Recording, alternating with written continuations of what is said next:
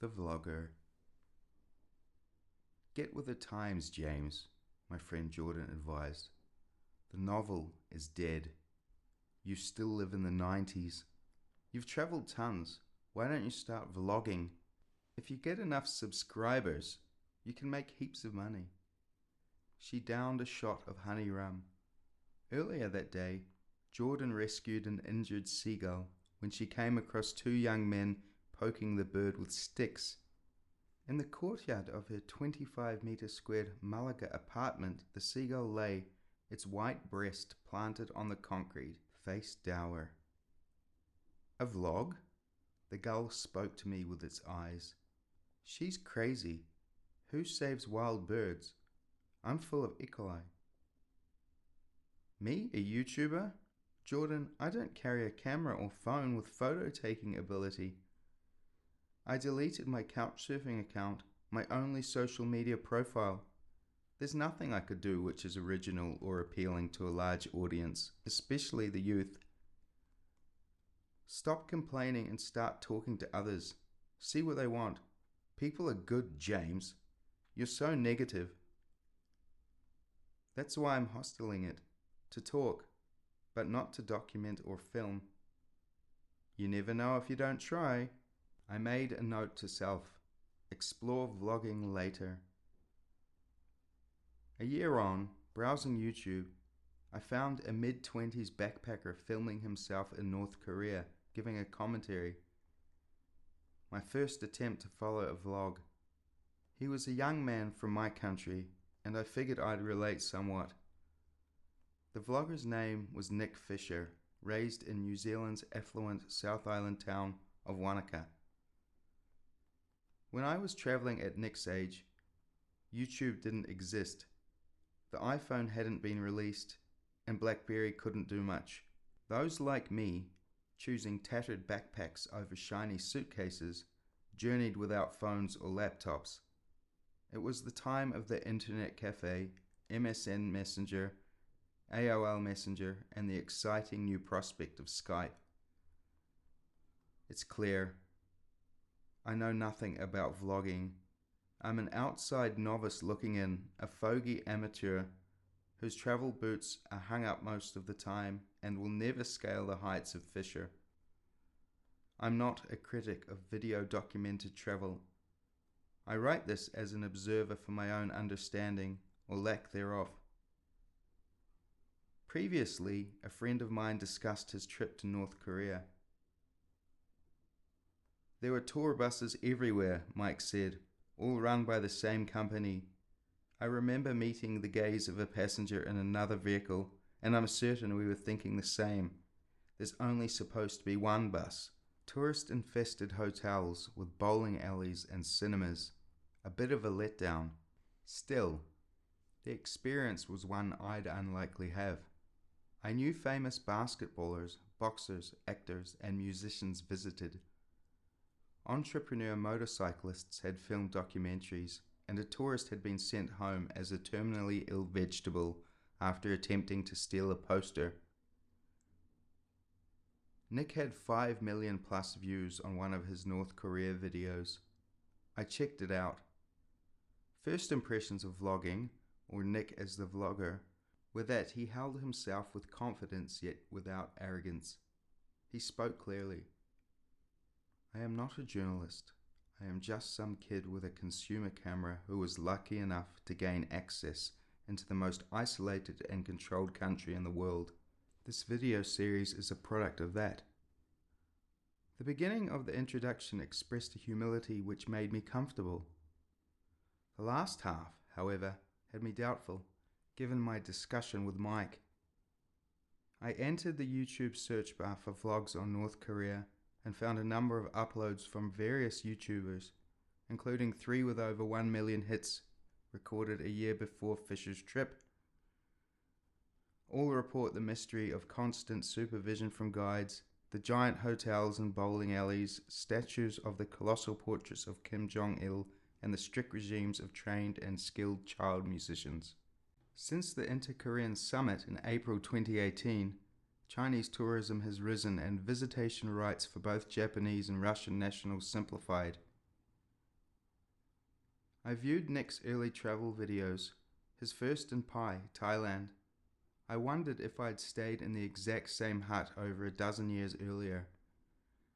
The images stirred nostalgia in me. I clearly remember Westerners complaining that the addition of a 7-Eleven was the beginning of Pai's commercialization. It was difficult to take such claims seriously, that the abundance of backpackers in Pai already meant this was not possible. I believe there are now 5 7-Elevens in Pai. Nick's second video, filmed in Vietnam, is accompanied by drum and bass music with auto-tuned vocals and GoPro recorded first-person view from a motorbike ride. Sound and sight both made me dizzy. He reveals a non-judgmental view of locals eating dogs, his struggles with Google Maps lacking an old-fashioned compass, and delivers an indecipherable speech next to a busy highway. The vlogger shows his caring nature when pulling over on his bike to help an injured man, and emphasizes the lack of bitterness from the stoic Vietnamese people, despite the internal conflict and outside horror cast upon them in the 20th century, first from France and later the USA. I breezed through his Vietnam vlogs, skipping the motorcycling, and notice each video improves in quality as Nick gains experience. His next series is based in India and again brings nostalgia to me, a country seemingly transformed through huge advances in technology since I first visited nearly 20 years before. He has the choice of Uber, Ola, and Jugnu for transportation apps to avoid being ripped off by taxi drivers and rickshaw owners. A particularly interesting segment is Fish's description of Prime Minister Narendra Modi's limitation on cash withdrawals from ATMs, which caused chaos. The leader's defense was his high rating approval from surveyed civilians. However, the survey could only be answered by the 25% of the population able to afford internet access, and solely those who could speak English or Hindi. According to Nick, roughly 50% of the population, mainly the poorer half, could not speak either. Nick mentions that lack of cash has people talking in his accommodation, the annoyance causing the Nepalese, Indians, and Austrians he was around to put their technology down and discuss the situation. It's nice that folk can unplug and chat, a great chance to make new friends. Whether Herodotus, St. Augustine, or Marco Polo, unplugging would not once cross the great traveller's mind. 20th century travel writers Paul Theroux, Ryszard Kapuscinski, and Peter Moore never discussed it. The romanticism of getting lost in exploration and the ability to disappear is something Fish's generation and those succeeding it will ever know without incurring the opportunity cost. I wonder if the label friends has changed, or the term is a matter of perception. A friend is someone who stays with one for life, or as long as possible before a falling out. Few relationships I've made traveling have lasted. How many lifelong friends can be made in such short trips? Nick has released over 300 vlogs. I viewed the first 20 and another selected 20 over time, including recordings of visits to Iraqi Kurdistan, Kenya, and most recently Venezuela, before deciding I had enough content to write this piece. Nick's impressive catalogue had me reflecting my own perception of past kinetic life and reminded me of an interest in travel shows. The humour of Carl Pilkington in An Idiot Abroad, the sincerity of Ewan McGregor and Charlie Borman in Long Way Round, my two standouts. Have these professional shows been replaced by your every man or every woman? As Jordan reiterated, who has time to read books or seek out documentaries? YouTube is where it's at, and the vlog gets to you with a Wi-Fi connection and mouse click. In my younger years, I was more of a fast mover like Nick, but with age, I prefer to pick a spot for a few months and take it in. Yet, these days I rarely have the chance to spend a week away at a time. I could never see myself in past, present, or future walking through towns and valleys, over ridges and crossing farmland, with a metal stick poking out and a mass-produced gadget recording me from pole's end. In the times of film camera, many tribal groups resented having their photo taken. I also recall meeting travelers in Kashmir with Polaroid cameras who printed instant photos for ecstatic villagers. I remember on the shores of Lake Malawi when children would see themselves as pixels, scratching their heads as their digital images disappeared. Even then, my 5 senses would be distorted and awareness of present tense obsolete. I can't imagine putting people under the scrutiny of the camera. But the world's different now. The strangers Nick films often want to be on camera. They aspire to own gadgets, and many of them intend to roam the earth one day. Not a surfboard or climbing gear for recreation, but expensive electronics for work. In one vlog, Fisher clarifies the equipment he carries to his viewers. Sony A7 III, Rode VideoMic Pro Plus, Canon 1DX Mark II, DJ1 Mavic 2 Zoom, Manfrotto tripod, Joby GorillaPod, various lenses, 2018 MacBook Pro 15 Touch Bar, Sennheiser PXC550 headphones, and GoPro Hero 7. Nick makes videos for people all over the world and brings positivity to those for whom mainstream media reinforces stereotypes. He's funded by sponsors and supporters on Patreon.